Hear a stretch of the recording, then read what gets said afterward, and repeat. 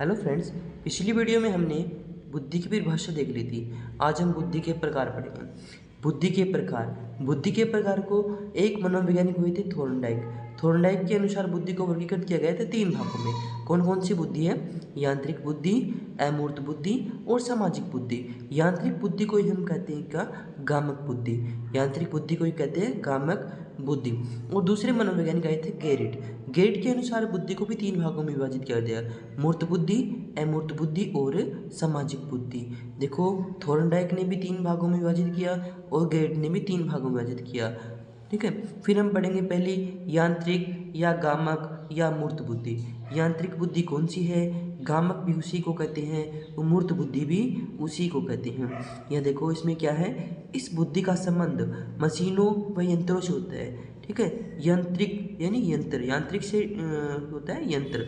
तथा बुद्धि वाले व्यक्ति हस्तकला में निपुण होते हैं। इनके द्वारा किए गए कार्य व्यवहारिक होते हैं। इसमें व्यवहारिक बुद्धि भी कहा जाता है। देखो, इस बुद्धि के कितने नाम हो गए?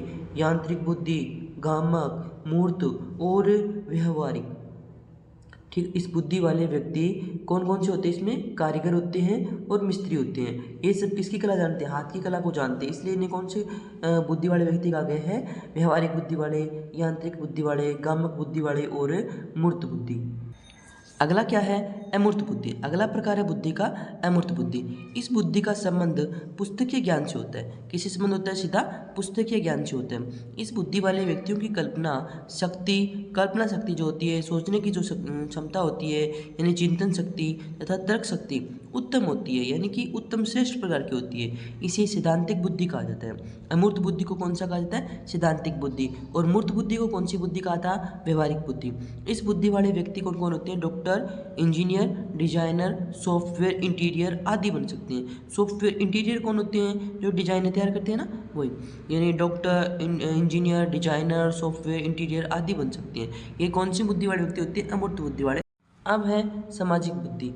इस बुद्धि वाले व्यक्तियों में सामाजिक गुणों की अधिकता होती है। देखो, नाम से ही पता चल रहा है, सामाजिक बुद्धि वाले व्यक्ति ये संवेगों पर नियंत्रण रखने वाले होते हैं। वह जल्दी से समायोजन कर लेते हैं। यानी कि इसका उदाहरण क्या है? एक उदाहरण ये है कि जैसे भाई अभी आप खुशी के माहौल में हो, अचानक से आपको किसी के गमगीन माहौल में जाने का मौका मिल रहा है, यानी कि आपको वहाँ पे जाना जरूरी है, तो आप अभी जिस माहौल में हो उस माहौल को छोड़ के आप अगले माहौल में जा रहे हो, यानी कि वहाँ पे निराशा का माहौल है, तो वो आप खुद को अपने उसी माहौल के अकॉर्डिंग ढाल पाते हो। ये किस बुद्धि के कारण होता है? सामाजिक बुद्धि के कारण होता है। ये समाज में अपना जीवन उत्तम तरीके से जीते हैं। ये दूसरों के व्यवहार को तुरंत पहचान जाते हैं, जैसे कि नेता, समाज सेवक और व्यवसायिक।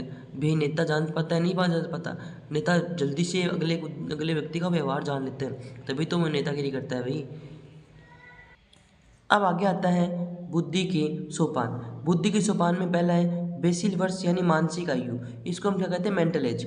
बालक जिस अधिकतम आयु वर्ष तक के प्रश्नों को हल कर सकता है उसे उसकी मानसिक आयु कहते हैं। जैसे एक 6 वर्ष का बालक है और 7 वर्ष तक के प्रश्नों को हल करता है, तो उसकी मेंटल एज कितनी हो गई? उसकी मानसिक आयु कितनी हो गई? 7 वर्ष हो गई। अरे भाई, एक बालक तो है 6 वर्ष का, लेकिन वो 7 वर्ष तक के जो बालक है उनके प्रश्नों को हल कर रहा है, यानी कि उसकी मानसिक आयु कितनी हो जाएगी? 7 वर्ष हो जाएगी।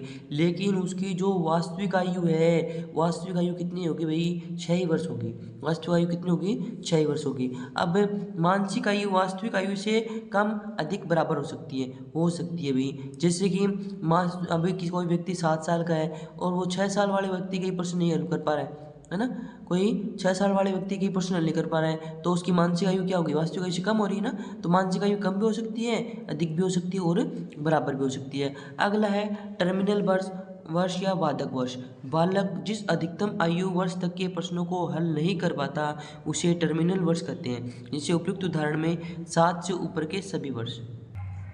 फिर अगला है जैविक आयु, दैहिक आयु, काल अनुक्रमिक आयु, कंकाल आयु या शारीरिक आयु या क्रोनिकल आयु। इसको कहते हैं, सीए से डिनोट करते हैं। मीनिंग सीधा सी बात है, कौन सी आयु की बात कर रहा है? वास्तविक आयु, जो कि व्यक्ति की जो अभी एज है, यानी जिस एज में प्रेजेंट में वो जिस इतनी एज का है उसकी बात कर रहे हैं, यानी वास्तविक आयु।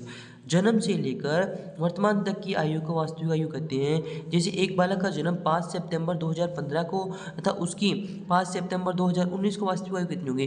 4 वर्ष होगी भाई। कितनी वर्ष होगी? 4 वर्ष होगी। जैसे कि क्यों है 4 वर्ष? उसकी वास्तविक आयु है, यानी कि अभी तक वो आज 4 वर्ष का ही हुआ है, तभी इसको बोला गया वास्तविक आयु। इसके भाई ये क्या है? अन्य नाम है, जैविक आयु, दैहिक आयु, कालानुक्रमिक आयु, कंकाल आयु, शारीरिक आयु और क्रोनिकल आयु। देखो स्टर्न के अनुसार आईक्यू के आधार पर बालकों का वर्गीकरण देखो। आईक्यू, जिसकी आईक्यू 1 से ज़्यादा है, यानी आईक्यू ज़्यादा है 1 से, तो वो क्या हो जाएंगे? प्रतिभाशाली हो जाएंगे, प्रतिभाशाली हो जाएंगे। अब जिसकी आयु 1 के बराबर है वो क्या हो जाएंगे? औसत, एवरेज हो जाएंगे, सामान्य बालक हैं वो। और फिर जिसकी आयु 1 से कम है, यानी आईक्यू होनी चाहिए 1, लेकिन 1 से भी उस व्यक्ति की आयु कम है, यानी आईक्यू कम है, तो वो क्या हो जाएंगे? मंद बुद्धि वाले बालक हो जाएंगे। क्या हो जाएंगे? मंद बुद्धि वाले बालक हो। ठीक है फ्रेंड्स, आज की वीडियो में इतना ही। अगली वीडियो में हम पढ़ेंगे टर्मन का वर्गीकरण। बहुत ही इंपॉर्टेंट वीडियो है, आगे मेरे साथ में वीडियो में बने रहिए। तब तक के लिए धन्यवाद। वीडियो को शेयर कीजिए, सब्सक्राइब कीजिए, आगे मेरे साथ में रेट तक बने रहिए, आपको बहुत कुछ प्रॉफिट होगा। Thank you.